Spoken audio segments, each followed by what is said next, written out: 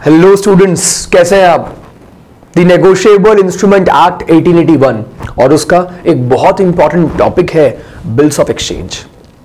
अब जरा ये बात करते हैं कि सर बिल्स ऑफ एक्सचेंज किस तरीके से बनता है, कौन बनाता है, कितनी इसमें पार्टीज इन्वॉल्व होती हैं। सबसे पहले मैं आपको तीन बातें बताता हूं। नेगोशिएबल इंस्ट्रूमेंट एक्ट में प्रोमिसरी नोट सेक्शन 4 में डिफाइंड है, बिल्स ऑफ एक्सचेंज सेक्शन 5 में एंड चेक सेक्शन 6 में डिफाइंड है। और ये तीनों ही सिर्फ नेगोशिएबल इंस्ट्रूमेंट की डेफिनेशन में इंक्लूड होते हैं, इसके अलावा कोई भी नेगोशिएबल इंस्ट्रूमेंट नहीं होता।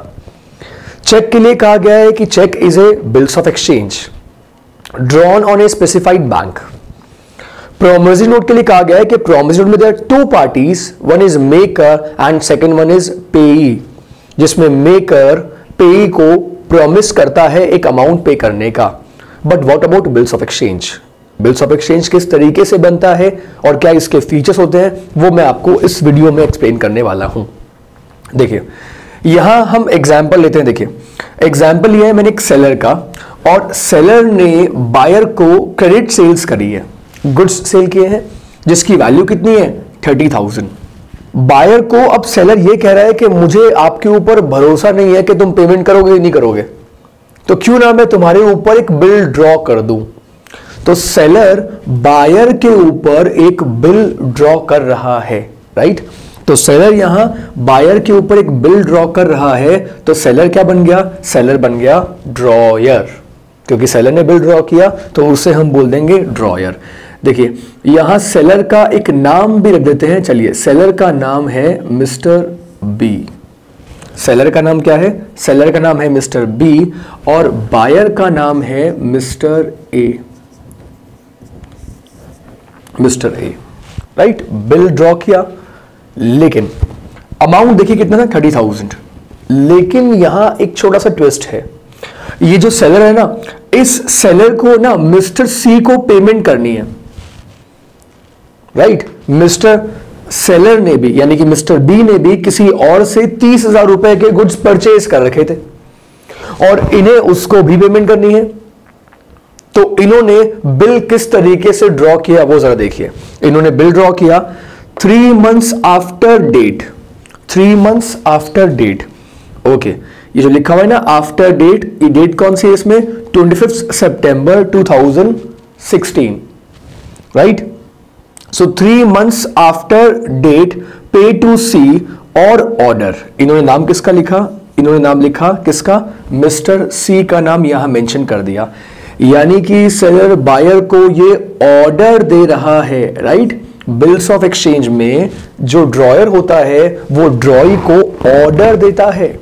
प्रोमिसरी नोट में प्रॉमिस होता है, लेकिन when it comes to bills of exchange वहां ड्रॉयर ड्रॉई को एक ऑर्डर देता है।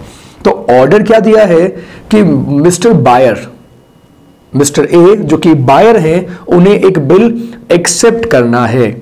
और बिल एक्सेप्ट किसके फेवर में करना है? किसके फेवर में? मिस्टर सी के फेवर में करना है। तो उस बिल में लिखा गया 3 months after date pay to C और order the sum of rupees 30,000 only for value received. 30,000 pay करने हैं 3 महीने के बाद, राइट। तो 3 महीने के बाद 25 सितंबर, 3 महीने इसमें प्लस करने हैं। बिल्स ऑफ एक्सचेंज में 3 days ऑफ ग्रेस भी मिलते हैं।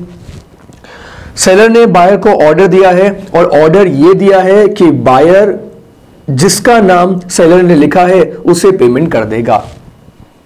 एक बात मैं आपको यहां पे क्लियर कर देता हूं कि बिल्स ऑफ एक्सचेंज में जो ड्रॉयर है वो खुद भी पेई हो सकता है या वो किसी थर्ड पर्सन को भी पेई बना सकता है। तो यहां पेई कौन बन गया? मिस्टर सी। अगर सेलर चाहता तो खुद भी पेई बन सकता था। तो सेलर ने बायर को ऑर्डर दे दिया। अब देखिए, तो इसी बात के ऊपर मैं आपको एक बिल्स ऑफ एक्सचेंज का फीचर बताने वाला हूं। 2 separate debts can be discharged from A negotiable instrument. कौन सा वाला negotiable instrument? Bills of exchange. Bills of exchange से ना 2 सेपरेट डेब्ट डिस्चार्ज हो सकते हैं। वो कैसे? वो कुछ इस तरीके से, बायर को सेलर ने सेल्स करी है 30,000 रुपए की, बायर को सेलर को 30,000 की पेमेंट करनी है। मिस्टर सी ने भी पैसा दिया था किसको, सेलर को, या दिए थे गुड्स, सेलर को मिस्टर सी को पेमेंट करनी है, तो 2 डेब्ट्स हो गए ना। लेकिन एक बिल्स ऑफ एक्सचेंज से 2 डेब्ट्स डिस्चार्ज यहां हो जाएंगे।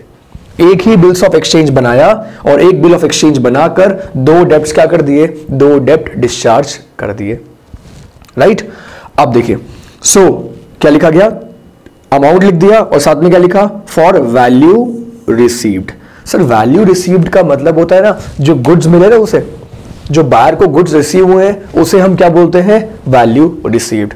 किसी भी बिल ऑफ एक्सचेंज में या प्रोमिसरी नोट में जो लैंग्वेज जब ड्राफ्ट होता है वो, तब उसमें ऐसा एक वर्ड यूज किया आता है फॉर वैल्यू रिसीव्ड। तो आपको बदले में जो गुड्स मिले हैं, जो सर्विसेज मिली है, जो कंसिडरेशन मिला है, उसे हम वैल्यू रिसीव्ड कह देते हैं। अब अगला पॉइंट बहुत इंपॉर्टेंट ये है कि बिल ऑफ एक्सचेंज में एक्सेप्टेंस रिक्वायर्ड होती है। एक्सेप्टेंस किसकी रिक्वायर्ड होती है, एक्सेप्टेंस रिक्वायर्ड होती है किसकी, ड्रॉई की। तो ड्रॉई यहां क्या बन जाता है, ड्रॉई यहां बन जाता है एक्सेप्टर। तो एक्सेप्टर उस बिल के ऊपर ऐसे लिखता है एक्सेप्टेड, और एक्सेप्टेड लिखकर अपने साइन करता है। तो ये कौन है, ये वो बायर है जिसने अपने साइन यहां किए हैं। लेकिन एक बहुत इंपॉर्टेंट बात जो याद रखने की जरूरत है वो ये कि सिर्फ एक्सेप्टेंस के साइन होने से नहीं चलेगा ना, साथ में एड्रेस भी होना चाहिए किसका, ड्रॉई का।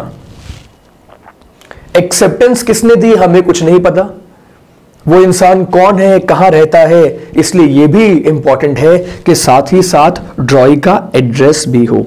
तो यहां ड्रॉई का एड्रेस भी है, so that we can find the drawee, ताकि हम ड्रॉई को ढूंढ सकें। और देखिए इस पे लगी हुई है revenue stamp. Revenue stamp normal stamp से अलग होती है। फाइनेंशियल ट्रांजैक्शंस के लिए रेवेन्यू स्टैंप को यूज किया जाता है। और यहां सिग्नेचर किसके हैं, यहां सिग्नेचर है मिस्टर बी के, यानी कि ड्रॉयर के यहां सिग्नेचर हैं। एक रेवेन्यू स्टैंप एक स्पेसिफिक अमाउंट कवर करती है।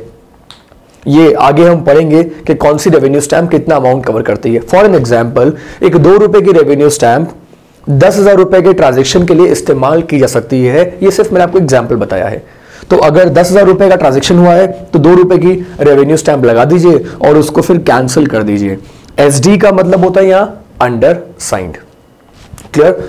अब जब इसकी ड्यू डेट आएगी ना, तो ड्यू डेट पे मिस्टर सी वो पैसा बायर से क्लेम भी कर सकता है, या फिर मिस्टर सी इसे किसी और को भी नेगोशिएट कर सकता है।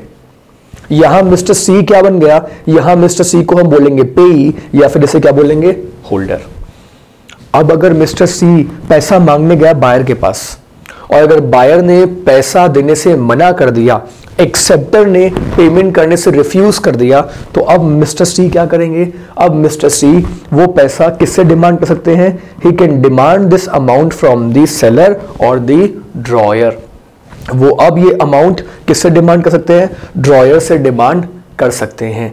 इसलिए कहा जाता है कि बिल्स ऑफ एक्सचेंज में बायर की लायबिलिटी प्राइमरी होती है, या ड्रॉई की liability, buyer is not the right word, यहां पे ड्रॉई की लायबिलिटी प्राइमरी होती है और ड्रॉयर की लायबिलिटी सेकेंडरी होती है। जैसा कि यहां मैंने लिखा, a bill of exchange is a double secured instrument, क्योंकि पहले पैसा किससे मांगेंगे, ड्रॉई से मांगेंगे, और फिर किससे मांगेंगे, ड्रॉयर से मांगेंगे। साथ ही साथ अगर इसको इमीडिएट फंड्स की जरूरत है, 3 महीने तक वेट कर नहीं सकता मिस्टर सी, और पैसे की जरूरत है, तो उसके पास एक ऑप्शन है कि वो अगर चाहे तो इस बिल को डिस्काउंट करवा ले किसी बैंक के पास। तो बैंक के पास इस बिल को डिस्काउंट करवाकर मिस्टर सी अपनी जरूरत को पूरा कर सकता है। सो ये मैंने आपको कुछ बेसिक फीचर्स बताए बिल्स ऑफ एक्सचेंज के। आई रियली होप कि इस एग्जाम्पल से आपको पूरी तरीके से क्लियर हो गया होगा कि बिल्स ऑफ एक्सचेंज में कितनी पार्टीज होती हैं और bills of exchange promissory note से किस तरीके से डिफरेंट होता है। So that's it from my side. Stay tuned, keep watching, all the best.